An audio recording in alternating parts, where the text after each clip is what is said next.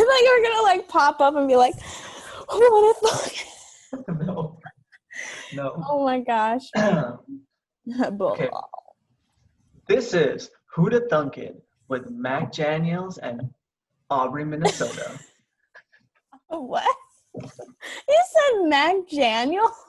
Yeah, like Jack Daniels. Yeah. Oh my god, that caught me. Okay, I'm sorry. That cracked me up, man. Okay. All right, Aubrey, I'm just going to get straight into this. Okay. I'll try not to distract you. Okay. How do you feel about plot twists? Plot twist, man. If they're done well, then great. No, I think there are like a lot of movies that have like terrible plot twists, and they're like trying to force you into like basically thinking like, oh, it's this person. Like you must think it's this person, and then it's just like, dude, no, like don't force it on me. Like I was just talking to you about this movie called The Row. Everyone, it's on Hulu. It's, watch it. It's really not that good, but in the whole movie, they're just like, oh, this girl, like she's in a sorority, and literally they try to pin like the murders on her professor, but he literally had 2 scenes. Like, come on, I'm not that dumb. Like, it's just gonna be this other person who she like interacts with on the regular, and what do you know? Yeah, no spoilers at all. Nothing. No spoilers. Yep. Y'all, it's not the professor. Spoiler alert. I don't know. For me, it's like I enjoy a good plot twist. Obviously, like some of my favorite movies have plot twists, but it's like I feel like plot twists have become such a mainstream thing now that they just kind of like every time they're like making a movie, they're like, okay, so what's the plot twist gonna be? When they don't need a plot twist for every movie, Right. I'm trying to think of a movie. I feel like there's a lot of movies out there where it's like, The oh good my plot twist. gosh. Yeah, like with plot twists, they're just like, oh my gosh, like it's this guy's, like it's my friend's dad, and then it's like plot twist, but it's really your dad, and it's like, okay, like was it really that It's really necessary? your dad. It's really your dad. I mean, no, some movies have obviously some movies have good plot twists. Shutter Island. I'm not gonna spoil it because I know you haven't seen it, but Shutter Island had one of the best plot twists. Yeah, come on. Okay, we should just address this right now. Mac Daniels. Yes. That I am so uneducated when it comes down to watching like a lot of movies. Like I've seen nothing under the sun. So yeah. Oh, We I really know, need to address Aubrey. that. I know. I actually I've just seen had to Disney. do an article for the newspaper about the best Disney like remake movies. And literally I'm like, I don't know. I think I only saw 2 or 3 on the list. I'm Okay, I like, want to talk oh. about this. I want to talk about this. Wait, so you had to write an article about was it like top 10 or was it like all of them best to worst kind of situation? It was best to worst. It was really bad. Like I had to, it was basically like all like the animated Disney movies that then became like remade into live action. Yeah. So like you had like your Maleficent movies, you had Beauty and the Beast, Dumbo, Alice in Wonderland. Aladdin. Yeah, that one too. Lion King, which unfortunately I did see. The remake, not the original. Yeah, the Wait, remake. Still haven't seen the original. so what's your like It was a how'd you place them? I think I've okay, since I had no idea like what any of them were, like I haven't seen like half of them. I just went on like Rotten Tomatoes scores. I want to know your list. Yeah, So I'm gonna read it to you. This because is I'm like, all why would someone who hates these movies rank them? yeah. Number 1 is The Jungle Book. Mm-hmm. Number 2 number 2 is Cinderella. Okay. Number 3 was Christopher Robin. I mean, yeah. Yeah, number I didn't 4 even is know that was Beauty and the Disney. Beast. Okay. And then number 5 was Lady and the Tramp, which I didn't even know they remade Lady and the Tramp. But it was that was like such a big thing when that was because they made it when Disney Plus came out and that was like the first movie they had on there or something. Oh, really? Yeah, I didn't know that. it was good. You know, but Yeah, and go then on. 6 was Aladdin. 7 is Maleficent, which I feel like Maleficent should have been put up there more, but Wasn't it your list? Why didn't you? yeah, What do you mean? I went by critics ratings on Rotten Tomatoes, so Yeah. that's what like how I ranked everything was by the critics ratings. The higher rating was number 1. Yeah, and then the last one is Alice Through the Looking Glass. So it sounds like second adaptions usually rank lower. It was a hard article to do. And then my editor got back to me and he was like, hey, can you put in like your own personal opinions of what you think of the movies? And I was like, I haven't seen them. Like, and then he was Have you like, seen any of okay, and he these? uploaded. What about Christopher Robin? Haven't seen it. I think it's on Netflix though. It's good. It's really good because it's not like a remake. It's like what if the kid grows up now and Winnie the Pooh like shows up into his life again? Right. Yeah, I was reading on it. I wanted to see it because what's his name? Ewan McGregor is Christopher Robin. Yeah, yeah, And I yeah. was like, yes, my dude, my homeboy. No, it's really good. And Eeyore's like really depressed and stuff, but in a really funny way. Eeyore. Eeyore, the donkey. Have you not seen Winnie the Pooh? No, no, I haven't. Okay, I never thought mind. Christopher Robin, I didn't realize was the kid. But Who do you like, think Christopher Robin was? I thought that was Winnie the Pooh's like other name. Yeah. Aubrey. Oh my gosh. Yeah, this was an interesting conversation we had about how much I'm uneducated in Disney. It's cool, cool. Something about space movies always put me to sleep. Really? I know, I don't understand it. Like every Star Wars movie I've watched, like I watch it and then it like puts me to sleep. I don't understand why. I just watched Star Wars last night. Attack of the Clones, my Oh, of course, favorite of course. one. Yeah. I mean, I watched Pokemon last night, so Nice. thank you. See, I say I watch episode 2 of the Clone Wars. Well, Attack of the Clones. For Star Wars, and people are like, ew, you're a prequel liker, ew, and then you're like, oh, I watch Pokemon, and everyone's like, yeah. We Yeah. were talking about American Psycho and the plot twist in that. Yeah, I was gonna say American Psycho. I feel like had a really interesting plot twist. Right. You've seen it, right? Right. Oh yeah, I've seen that. I've seen one thing here that we've talked about. Okay. Phew. So, so American Psycho, right? It had this whole plot twist in the end where it's like, was he really like a serial killer? Did all that actually happen, or was it like just all in his head, or was it like Because then it's like, because there was this whole like mind-blowing change of like the whole plot kind of just like shifted, but it was also like it also had kind of this like interpretive ending. Yeah, I kind of did, and I feel like in that movie I didn't like that interpretive ending. Like, I would have appreciated if it were more obvious, like, is everything, like, in his head? I'm pretty sure, like, in the table, it's, like, 1 minute, it's like, oh, wait, like, I thought I, like, murdered this person, but, like, Yeah, exactly. then it was fine. So I'm like, okay, can I just get an obvious answer? Like, is he, like, a murderer, or is he just in his head about this? Like, what? Yeah, exactly. And then there's this whole question, like, is the whole, like, are the people around him in on it, too? Are they all like him? Is it all, like, it was so weird, right? And it was like, okay, so I kind of like, obviously everyone that watches this has their own interpretation of it, and I have my own too. But the thing is, right? Interpretive endings in general, like, how do you feel about them? I generally like.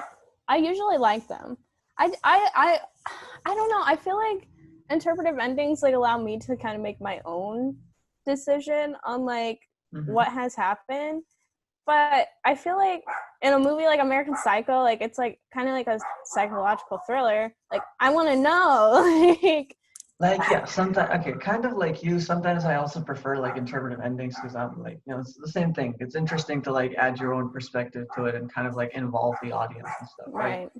But I also want like a definitive answer to the narrative instead of it just being like oh okay, here's like what everything we give here's everything we give you, and like it's up to you to kind of like manifest the ending like for yourself. So like sometimes I think I prefer like a whole like straight to the point like kind of like ending, Right. which I think is harder to do and like actually make a good ending to a story, by the way. There is one film that I can think of right now that kind of has an interpretive ending, which is Sunset Boulevard, my all-time favorite film. But do you mind if I spoil it for you? No, go ahead. Okay, because it's like a 1950s movie. So if anyone hasn't seen it yet, like it's just, you've had a lot of time to see it. You've had 70 years. Yeah, exactly. 70 years, man.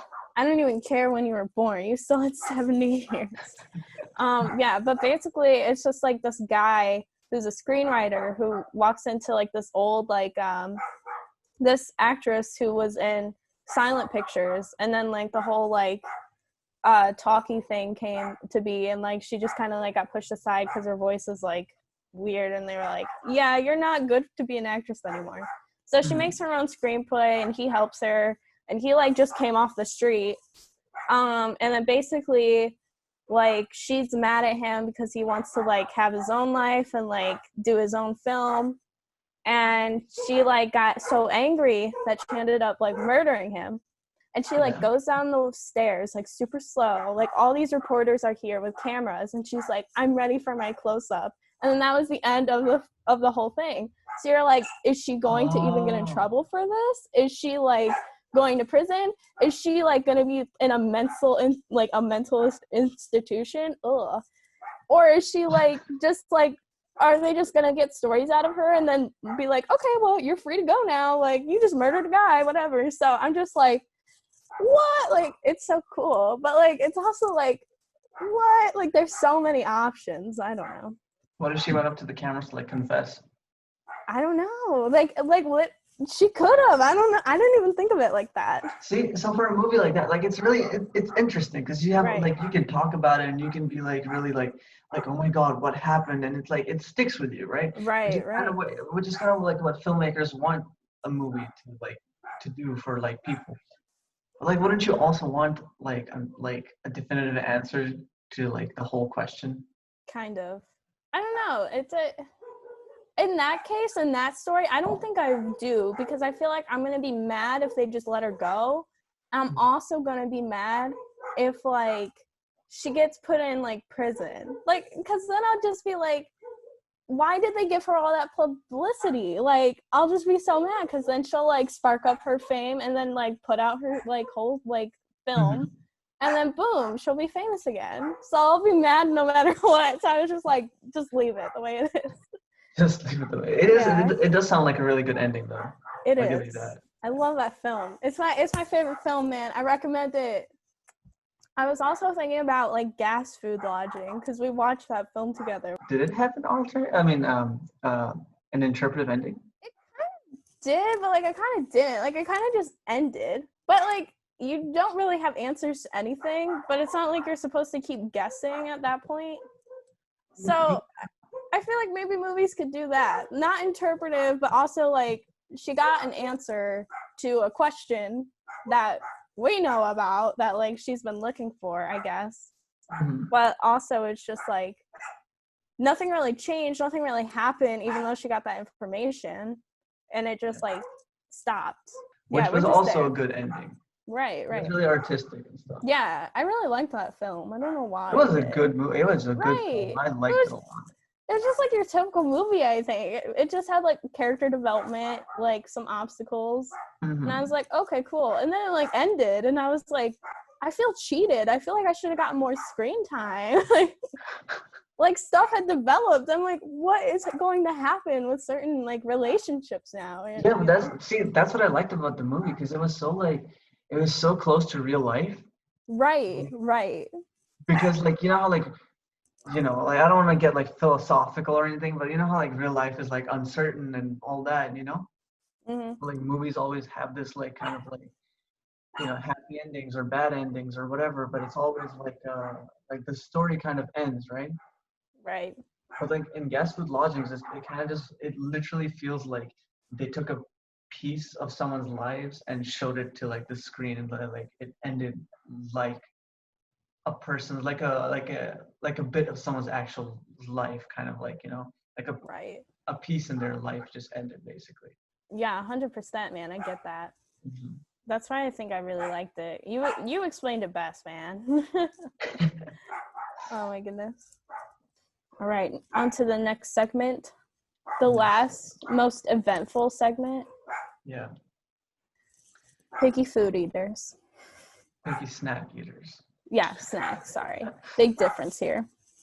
Okay, so Aubrey, I understand that you just found out that ketchup flavored chips are a thing. Yeah. So before all this recording stuff happened to everyone out there, Mac told me, like, he has friends sometimes, they're like, oh yeah, don't get this one thing. He's like, yeah, for example, it'd be like, oh yeah, don't get me ketchup flavored chips. And I was like, ketchup flavored chips? What the hell?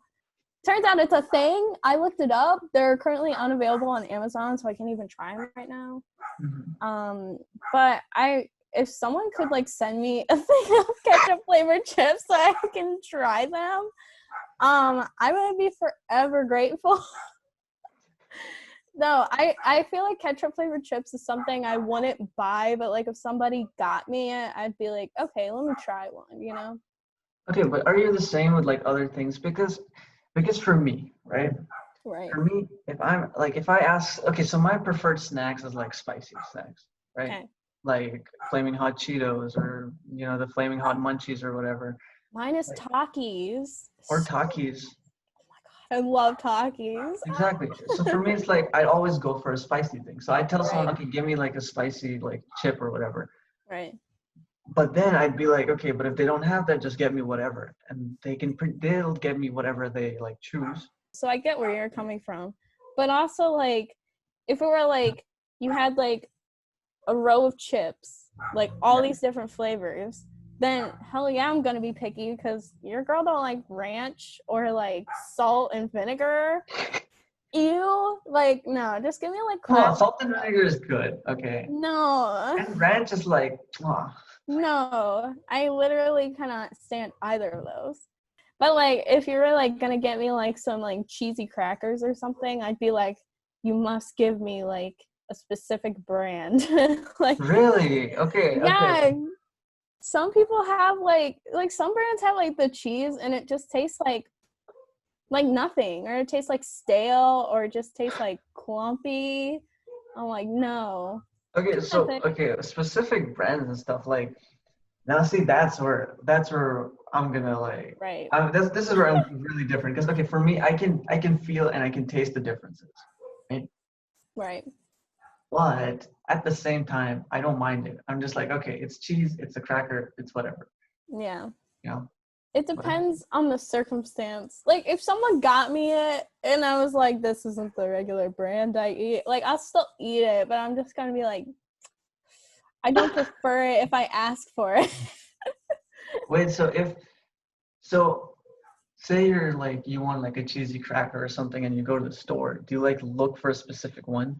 Yeah, for sure. What's your favorite snack? Like what's your favorite chip or snack? Like just something to munch on. Takis all the way. Which ones? The Fuego, the regular ones, basically. Nice, nice.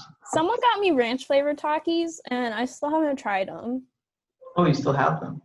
Mhm. You're never gonna open them, are I you? haven't opened them. I'm telling Oh, you myself, should open them on the next episode. dude, And have I like a can't. taste test. I could. I literally could. Yeah. There you go. Because they're just sitting there, and I'm just like, one of these days I will like get the courage to finally try a ranch Taki. Nice, nice. Ugh. Just the sound of it makes me. Ew. All right. Well, on that note, we'll end today's episode. Who would have thunk it, y'all? Who'd have thunk it? Toodaloo. Toodly doodly doo. A dab See on you on the 'em. flippity flop.